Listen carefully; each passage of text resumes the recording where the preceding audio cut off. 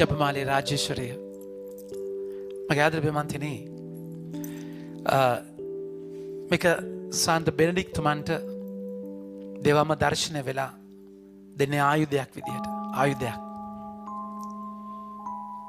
ඒක ලොකු self mortification එකක තමුන්ට දුක් දෙදී ශරීරයට වද දෙදී ස්වාමීන් වහන්සේගේ සුදාත්මයට අවදි වෙච්ච තැනක දෙවන නිදර්ශනය වෙනවා. මගේ ආදරේ ප්‍රේමන්තනි මල්ල කන්දටත් කොන්තේ දාන එකේ මැරිච්ච වගේ ඉන්න තැන් අත්තරින්න එපා මොන දේ කරත් අතරින්න එපා ජපමාලය.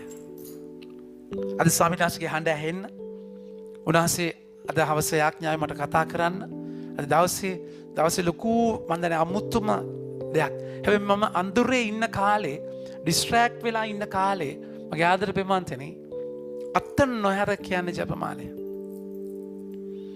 මේක මම පුදුම දෙයක්. ඒ නිසා ආදරෙන් ඉල්ලනවා කිසිම වෙදිහකට කිසිම වෙලාවක කොන්තෙන් අතරින්න එපා. කවවම දාවත් ජපමාලය අතරින්න එපා. වෙදවනස්ගේ වචනය. ඕක ඔය එල්ලිලා ඉන්නේ හොඳේ. ජපමාලේ අපි පෙකණියක වගේ එල්ලිලා ඉන්න තැන. දෙවනස්ගේ වචනයත් එක්ක එල්ලෙන ලස්සනම තැන තමයි ජපමාලය. සරලම තැන තමයි ජපමාලය. බල්ලගත්තුම තැන තමයි ජපමාලය.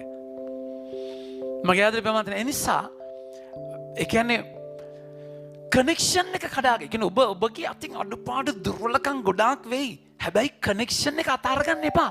ඒ තැනදී ඔබගේ වරදක් වුණා ඔබ පාපේ චොර වෙච්ච ඒ තැන කඹ උරු කෑම කනවා වගේ ආයි කනත් වෙන ඔය ස්වභාවයන් ඔය අකීකරු ස්වභාවය ඉස්සරහා ඔබ මාංශයට යන තැන් අනන්තවත් තියේ ජීවිතේ. අනන්තවත් තියේ. හැබැයි කිසිම තැනක ඒ තැන ආදරෙන් ඔබ ඉල්ලනවා ඔබ වැටෙන්න යාඥාව අතරින්න එපා.